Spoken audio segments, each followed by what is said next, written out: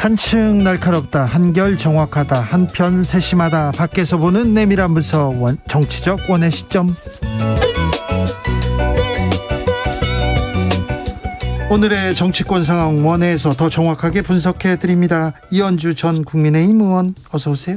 네, 안녕하세요. 부드러운 카리스마 이현주입니다. 최민희 전 더불어민주당 의원, 어서 오세요. 안녕하세요. 불굴의 희망 최민희입니다. 추석 연휴 어떻게 보내셨어요? 네, 잘 보내셨고요.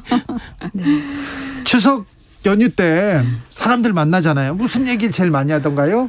우선 세 가지 금기 사항은 여전히 진지하게 지키고 있었습니다. 금기요? 첫째 금기, 정치 얘기 안 한다. 네. 둘째 금기, 취업 얘기 안 한다. 네. 셋째 금기, 결혼했니 안 했니 묻지 않는다. 지키려고 애를 쓰는 것 같았고요. 그래서 가족 간에 아마 정치 얘기를 하면서 무슨 핏대 올리고 이런 일은 뭐 보기 어려운 풍경일 것 같습니다. 보기 어렵다고요? 네, 근데 다만 농담처럼 요즘은 논문 쓰기 쉽더라 뭐 이런 얘기, 예, 그런 얘기 나오고. 논문이 왜 나와 거기서? 아니 이제 논문 쓰는 애들이 있으니까 네. 가족 중에 예. 그런 얘기 슬쩍 농담처럼은 해도 네. 진지하게는 하지 않는데 진지하게. 오히려 가족 말고 이제 돌아다니면서 사람들을 보면 분위기가 불안. 네, 물가도 불안하고 이번에 사실 채소값이 너무 비쌌거든요. 그렇죠. 이렇게 네. 그래서 추석 물가 너무 비싸요. 이런 얘기는 많이 하더라고요. 네, 그래서 윤석열 정부에 대한 기대를 거의 접는 분위기, 실망 뭐 이런 분위기고, 그렇다고 민주당에 대해서 신뢰를 100% 보내느냐, 지켜보겠다, 네, 이런 분위기. 그렇지는 않은 것 같아요. 네. 네. 민주당 뭐 하고 있어? 이런 얘기도 많습니다. 네, 네. 이현주 의원님 어땠습니까? 네, 아무래도 뭐 정치 얘기는 근데 점점 좀 안 하는 것 같아요. 그리고 이게 뭔가 분위기가 많이 바뀐 게요. 잘 안 모여요. 옛날에 비해서. 그렇죠. 네, 그리고 제가 이렇게 공항에서 비행기 타고 다녀왔는데 공항에 이렇게 여행 가시는 분들이 굉장히 많아요. 특히 네. 젊은 분들. 네.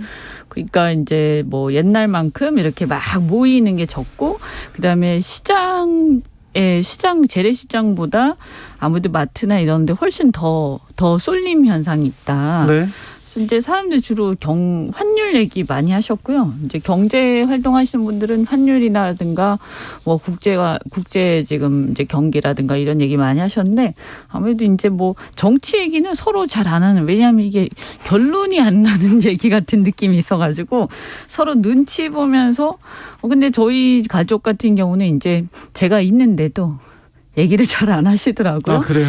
별로 저는 이제 가족들이 제가 있는데 정치 얘기 잘 안 한다, 이건 별로 안 좋은 현상이라고 받아들이고. 그렇죠. 예, 그래서 좀 여러 가지 생각이 있었고요. 어쨌든 제일 많이 하시는 얘기가 아이들 교육 얘기였어요. 네. 네. 뭐 학교 얘기, 진학 얘기, 그다음에 뭐 진로 어떻게 할 거냐, 뭐 그런 얘기 제일 많이 하셨어요. 네. 최민희 의원님은요?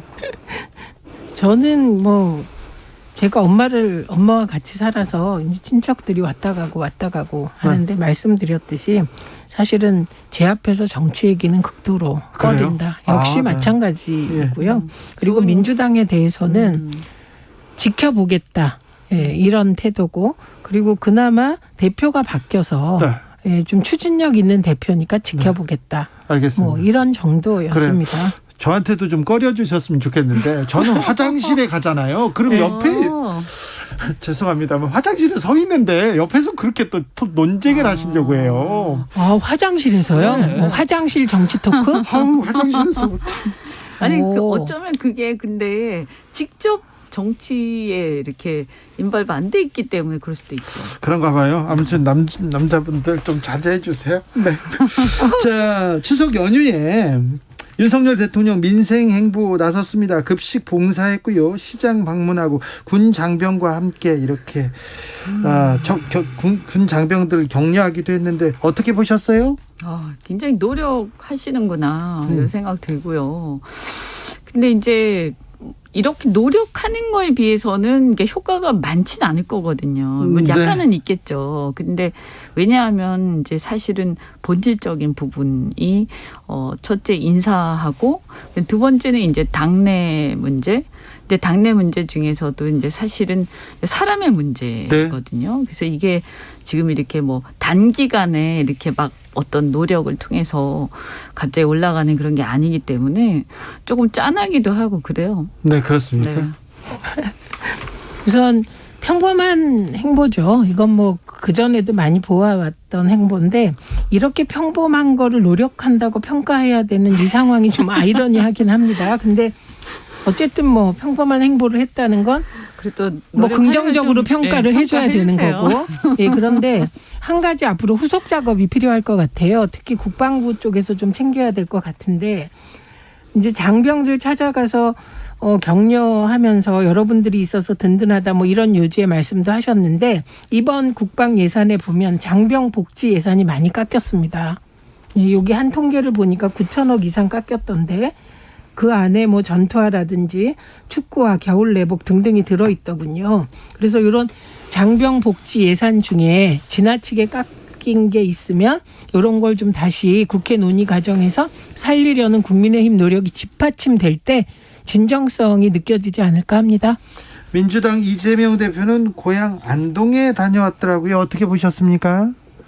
이분이 뭐 안동에 굉장히 공을 들이죠. 그러신 것 같아요. 네, 그래서 대선 때도 그랬죠. 뭐 짝사랑이 보통이 아니라서 조금 뭐 이렇게 고향 간 건데. 네, 고향 간 건데 이제 사실 안동이라고 하면 경북 중에서도 아주 뭐 어떻게 해야 되나 진짜 보수 중에서도 보수잖아요. 그렇죠. 그런데 네. 왜 안동 사람들은 고향 사람 이재명한테 마음을 안 열까요? 그러니까 이제 제가 보니까요. 이렇게 그 PK 그러니까 이제 부산 경남 정도만 돼도 보수적인 성향이 좀 강하긴 하지만 고향 사람이다 이러면 약간 마음을 여는데 TK는 모르겠어요. 아직까지는 고향 사람이라고 성향이 좀 바뀌거나 돌아서거나 하는 그게 굉장히 더딘 것 같아요. 좀 한계가 있지 않나 이렇게 생각이 듭니다. 만약에 그걸 바꾸게 되면 어마어마한 일이겠죠. 네. 그 보수의 심장 대구에 이재명을 심겠다 이런 전략이죠. 한마디로. 그래서 대구에 잼며들겠다 이런 전략으로 보이는데 이건 뭐 이재명 대표 본인이 동진 정책을 과감하게 쓰겠다. 예, 이런 발표를 했기 때문에 네. 그에 맞는 거고 솔직히 민주당도 인정해야 되는 게 부산 경남에 대해서는 노무현 전 대통령부터 문재인 뭐 전 대통령까지 노력하셨죠. 정말 오랫동안 노력했고 뭐 그 사실 참여정부 같은 경우는 스스로 이게 죄송한 말씀이지만 부산 정권으로 왜 안 봐주느냐 이렇게까지 하면서 공을 들이지 않았습니까? 근데 대구 경북에 대해서 그만큼 공을 들였냐? 그렇지 않았거든요. 그런데 이재명 후보는 고향이 경북 안동이다 보니 이제 보수의 심장인 대구 경북에 내 고향에 서 표를 받겠다 민주당이 네. 이런 동진 정책은 긍정적으로 평가할 만합니다. 네. 뭐 우리 당이나 보수 정당이 광주에 연고가 있다고 해서 몇 번 가고 자주 간다고 해가지고 금방 오르지 않잖아요. 네. 그거랑 비슷한 거겠죠. 14일이면 또 이준석 전 대표 제기한 가처분 신문이 있습니다. 이준석 전 대표는 태풍 피해 입은 포항에서 수해 복구 작업을 하고 있더군요. 그런데 자 국민의힘은 어떻게 지금 14일 대비하고 있습니까? 지금 새 비대위는 어떻게 꾸려지고 있습니까? 지금 뭐 보시다시피 정진석 비대위원장께서 이제 비대위원장 맡으셔가지고 이제 출범을 하신 거고 결국 가처분 신문이 14일이고요. 아마 14일 뭐 그때로부터 한 일주일 정도 안에 나오지 않을까 싶은데 사실 당원 당규 바뀌긴 했지만 아무래도 큰 틀에서 본질적인 면에서는 이제 법원이 결정한 어떤 취지 이런 것들은 크게 바뀐 게 없다. 그래서 결국 또 인용되지 않겠냐 이렇게 보는 견해가 조금 더 많거든요. 네. 그래서 저도 사실은 인용될 가능성이 더 많다고 보여요. 그럼 이제 당 입장에서는 그러나 이제 당의 주류나 이런 입장에서는 그렇다고 해서 바로 그냥 포기할 수는 없을 테니까 한번 당원 당규 바꿔서 한번 밀어붙여 보시는 거 아닐까 싶고요. 결국은 그 결정의 결과에 따라서 그 다음에 어떻게 될지가 판가름이 나겠죠. 저는 이 양상이 법원 판단과 국민의힘이 대결하는 느낌이 듭니다. 지금 말씀하신 데도 들어있었는데 일단 정진석 비대위원장은 빠르면 내일 비대위를 구성하겠다 이렇게 얘기를 하더라고요. 그리고 발표한다고 했죠. 국회 부의장도 그만두겠다 네. 이렇게 얘기를 했다는 보도를 봤습니다. 그러니까 이거는 법원 결정이 나오기 전에 비대위를 출범시켜서 기정사실화하겠다는 전략인 거죠. 그래서 이거는 정말 우리 정치 사상에 보기 드문 가처분 정국 계속되고 있는데 이건 법원 판단과 집권 여당이 충돌하는 모양새여서 이건 정말 국민 보시기에 너무나 안 예쁜 광경이 계속 되풀이되는 것 같습니다. 네. 저도 개인적으로는 사실은 한번 이렇게 인용 결정 났을 때 그때 이렇게 잘 마무리됐으면 했는데 또 여기까지 왔는데요. 어쨌든 이번에 결정이 나면 여기에 이제 승복해야 된다라고 많은 분들이 생각을 하실 텐데 뒤에 어떻게 될 건가 다시 또 거기에서 또 다른 혼란이 일어나서는 저는 안 될 거라고 보고요. 이준석 대표가 이제 만약에 인용 결정이 나게 되면 이준석 대표도 거기에선 더 이상 이렇게 좀 소란을 일으키지 말고 당분간 자숙하는 모습을 볼 필요가 있고요. 그래야 당에서도 법원 결정을 이제 받아들이면서 뭔가 이제 다시 원점으로 돌아가지 않겠습니까? 사실은 근데 원점으로 돌아간다고 해도 원내대표가 새로 뽑힌 원내대표가 그 직무대행 체제로 가면서 실질적으로는 큰 차이가 없거든요. 비대위처럼 운영하면 되는 것이기 때문에요. 네. 왜 그 부분 가지고 이렇게 집착하는지 정치는 좀 이상해요. 이렇게 국민들은 생각합니다.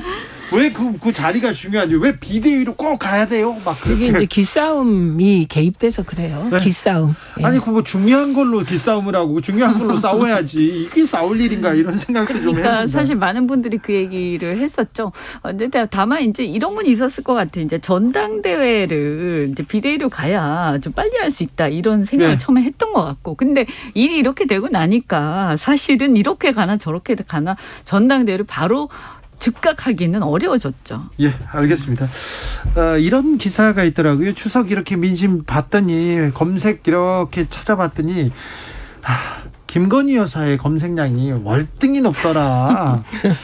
이런 기사가 나왔는데 이 관심, 영부인에 대한 관심 어떻게 봐야 될까요? 일단 영부인 리스크가 계속 언론을 도배하고 있기 때문입니다. 그리고 이게 국민대가 저는 패착을 한 것으로 보이는데 그냥 국민대 차원에서 진실을 밝히고 마무리하는 것이 저는 훨씬 파장을 가라앉히는 방법이라고 생각하는데 국민대에서 뭐 좀 거의 문제가 없다 그 논문에 이런 얘기가 있다 보니 이건 뭐 범교수 검증단까지 설치되고 그 검증단 발표되고 계속 이게 이슈가 되고 있지 않습니까? 거기에 도이치모터스 주가 조작 관련해서는 뉴스타파가 1월 12일, 6월 16일 녹취록을 폭로함으로써 이게 계속 이슈로 살아서 움직이기 때문에 그렇습니다. 그리고 이번에 이제 한가위 인사 대통령 내외께서 인사하는 그 영상 있잖아요. 네. 그 영상에 등장하니까 또 많은 연상이 되면서 패러디도 나오고 이러면서 대통령보다 영부인이 더 이슈의 중심에 서서 긍정보다는 부정적 시너지를 내고 있는 그런 형국입니다. 그래서 논문 같은 거는 많은 어른들이 그러세요. 제 주변에서. 아니 영부인이 논문 뭐 없으면 어때서 반납 안 하냐. 이렇게 바라보는 시각도 많이 있거든요. 근데 침묵하고 무시한다고 모르쇠 한다고 넘어갈 정국은 아닌 것으로 보입니다. 지금 이제 윤석열 대통령께서 이제 사실 인사 문제 말고 지금 지지율의 발목을 잡는 부분이 이제 이준석 대표하고의 관계, 이걸 어떻게 잘 이렇게 또 마무리하거나 잘 이렇게 봉합을 할 거냐 하는 게 있고, 왜냐하면 이게 이제 어떻게 보면 큰 틀에서 세력 연합에 의해서 대선을 치른 것이기 때문에 이게 네. 깨진 거거든요. 그리고 또 하나는 이제 김건희 여사 리스크 문제인데 이게 이제 최근 들어서 굉장히 커지고 있지 않습니까? 네. 그래서 어쨌든 자꾸 또 여론조사도 나오고 이게 이런 문제들은 방치하면 방치할수록 자꾸 커지고 그러니까 알아서 굴러가거든요. 네. 그래서 이 부분은 이게 국민들이 이제 의문을 갖거나 문제시하는 부분들은 좀 털 필요가 있어요. 사실 어느 그렇죠. 정도는. 네. 정리하고 넘어가야죠. 그래서 이걸 어떻게 할 거냐 하는 부분이 있는데 그렇다고 해서 지금 뭐 특검 얘기 나오고 하는 건 너무 많이 나간 것 같고요. 어쨌든 여기에서 이제 의문이 나오는 부분들은 진실을 빨리 밝히고 네. 또 만약에 문제가 되는 게 있으면 그것은 뭐 본인의 어떤 윤석열 대통령의 측근이든 뭐 배우자든 누구든 간에 다 똑같이 엄격하게 처리하겠다라는 그런 의지를 보여줄 필요가 있습니다. 근데 저는 특검은 생각이 조금 달라졌는데요. 뉴스타파 보도가 나오기 전까지는 사실은 특검에 대한 명분을 찾기가 쉽지 않았을 것으로 보입니다. 최초에는 예, 기간에 다 공유하고 있었는데 뉴스타파가 2012년 맞죠? 2012년? 그거 정확하지 않습니다. 1월 12일 그리고 6월 16일 녹취록을 폭로하면서부터는 양상이 달라졌다고 생각합니다. 그래서 김건희 특검도 하고 저는 뭐 이재명 대표에 대해서 특검을 주장하면 그 특검도 하고 그래서 공정한 수사를 통해서 털건 털고 책임질 건 책임지고 이렇게 가는 게 맞는 것 같습니다. 그 뉴스타파 녹취록은 저는 뭐 도이치모터스 주가 조작과 그 김건희 여사의 연관성을 가늠할 수 있는 스모킹 건이라고 보이던데요. 이 문제에 대해서는 대통령실에서 어느 정도 정리하고 넘어가야 할 것 같습니다. 논문이든 주가 조작 사건이든 언제까지 이렇게 둘 건지 김건희 여사가 추석 때 대통령과 나와서 인사했어요. 인사한 것뿐인데 이렇게 와글와글합니다. 그리고 윤석열 대통령 영국, 미국, 캐나다 순방합니다. 그런데 김건희 여사도 동행. 이렇게 기사가 10개 나와요. 10개도 넘. 이제 지금 나오기 시작했으니까 수십 개가 나올 겁니다. 아니 대통령이 가면 영부인도 가야 되는데 김건희 여사도 동행. 이렇게 사람들이 이분 어떻게 하나 계속 이렇게 쳐다보고 있어요. 이거 뭐 정리 안 하고 이 리스크 정리 안 하고 그냥 갈 겁니까? 말을 못 하시는데 네. 제가 어쨌든 그 보도 10개의 보도를 보면서 아마 국민들이 느끼는 단어를 그 감정을 한 단어로 표현하면 조마조마일 겁니다. 조마조마. 예. 지난 외유 때 너무 많은 장면들이 그 국민들을 당황시켰고요. 그 갔다 오고 나서 주얼리 문제가 터졌잖아요. 보석 문제. 그런데 아직도 그 보석이 2개는 빌렸고 1개는 중소상공인한테 샀다. 저희가 보기엔 좀 어불성설인 대통령실의 해명 외에는 뚜렷하게 국민을 납득시킬 만한 해명이 없는 거예요. 그리고 그냥 살아서 움직입니다. 그 보석 리스크가. 그런데 이번에는 또 어떤 문제가 터질지 굉장히 불안해하면서 바라보고 있는 건 분명하죠. 조문 외교를 하는 것은 바람직하긴 한데 사실은 이제 영국의 왕실이라는 것이 어마어마하게 보수적인 것이잖아요. 그래서 사실은 뭐 우리 이제 대한민국의 대통령 내외가 간다고 해서 크게 이제 환영을 받거나 엄청난 어떤 예우를 받거나 이런 그런 위상은 아니죠. 사실 뭐. 그렇죠. 세계 각국의 네. 정상들 조 바이든 대통령 우리나라가 어떤 왕실이 있는 것도 아니고요. 네. 그래서 뭐 이런 부분도 좀 신중하게 생각할 필요가 있고 뭐 이제 만약에 간다라고 하면 다른 어떤 순방하고 엮어가지고 아마 갈 텐데 네. 제가 생각할 때는 이제 지금 이 국면에서 사실은 좀 걱정은 됩니다. 왜냐하면 이 지금 우리 당 내부의 내분 문제도 한참 이제 그때 뭔가 의사 결정을 막 해야 되는 시기인 것 같고 또 이런 이제 여사 문제도 이제 불거지고 있기 때문에 이게 이제 이 순방을 갔을 때 참 무난하게 잘 하고 오셔야 되는데 걱정스럽죠. 네, 좀 잘 하고 오셨으면 좋겠습니다. 조마조마 민심은 맞는 것 같습니다. 아무튼 추석 때 이렇게 쭉 고향에 내려가 보고 사람들 만나보고 민심이 간단치 않다, 심상치 않다, 우리가 좀 더 열심히 하자 하면서 정치권이 뛰잖아요. 네. 뛰는 척이라도 하지 않습니까? 좀 달라져야 될 텐데 추석 물가, 환율 다 봤지 않습니까? 경제 나빠지고 더 나빠질 것이라는 걸 다 알았는데 이제 좀 국회가 또 정치권이 민생으로 달려갈까요? 경제로 달려갈까요? 일단 이재명 대표는 민생 드라이브를 걸 것으로 보입니다. 근데 이 부분도 만만치 않죠. 이재명 대표에 대하여 야당 고정 지지층들은 네. 윤석열 정부의 실정과 불공정에 맞서 싸워주기를 기대합니다. 그런 그게 분들도 있죠. 그게 김건희 특검이라는 단어에 집약되어 있고요. 그러나 사실은 중도에서도 보면 이재명 대표가 잘할 거라고 생각하는 분들이 계세요. 근데 그분들이 요구하는 건 이분이 실용적인 정치를 해왔기 때문에 민생 행보를 걸어서 네. 좀 민생에서 성과를 내라 이런 거예요. 근데 야당 대표로서 선명 야당의 기치로 싸우는 거는 투쟁이고요.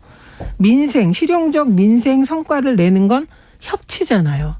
그러니까 이게 쉽지는 않습니다. 그렇게 보니 아마도 원내에서는 김건희 특검법, 국정조사 등을 밀어붙이고 대표의 행보는 민생으로 잡은 것 같습니다. 그래서 40만 원 노인 기초연금 인상을 강하게 추진하겠다 이런 의지를 보이고 있거든요. 어떻게 보셨어요? 지금 이제 협치와 민생으로 가야 되는 국면이죠. 지금 이제 1,380원 넘었고 이제 자칫 이게 1,500 넘는다 이런 얘기도 있지 않습니까? 네. 잘못하면 외환위기 때가 대자비가 될 수 있다 이런 얘기 있기 때문에 그런데 이제 지금 이미 이게 사정정국으로 들어가고 있어요. 갔죠? 그죠? 갔죠. 네. 그래서 이 두 개는 사실은 양립이 불가능해요. 현실적으로.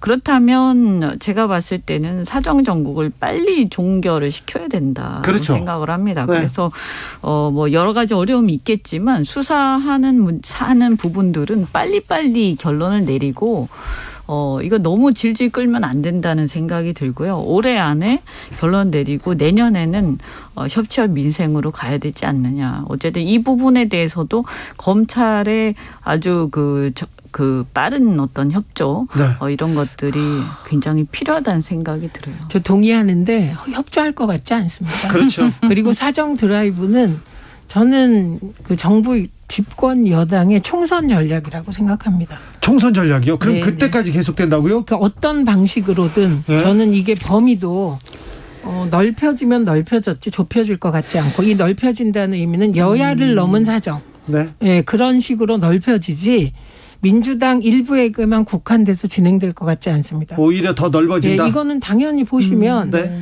지금 이번에 소위 기소된 분을 보면 민주당만 있는 거 아니에요. 최재형 의원 기소되셨잖아요. 네. 예, 그래서 저는 이 사정 드라이브는 이번 윤석열 정부와 집권 여당의 총선 전략까지 갈 거기 때문에 간단히 끝날 것으로 보이지 않습니다. 이 부분이 이제 문제인데요. 사실은 아까 말씀드린 것처럼 사정 정국과 협치와 민생은 양립은 어려워요, 현실적으로. 네, 통합 네. 이거는 지금 우리 협치는 아니죠. 국민들조차도 사정정국이 시작되면서부터는 다 이슈가 다 그런 걸로 지금 네. 말려 들어가고 있지 않습니까? 그러니까 집권 여당이 그래서 빨리 끝내 이 주십시오. 부분을 이제 아까 총선 전략이라고 말씀하시는 이것도 마찬가지. 이거 어떻게 보면 총선 전략에 대해서도 아마 우리 진영 또는 당 내에서 생각이 좀 갈리지 않을까라는 생각이 드는데요. 네. 과연 그러면 이렇게 가는 것이 사정정국으로 내년까지 계속 끌고 가는 게 총선 승리의 전략이 맞느냐라는 거에 대해서는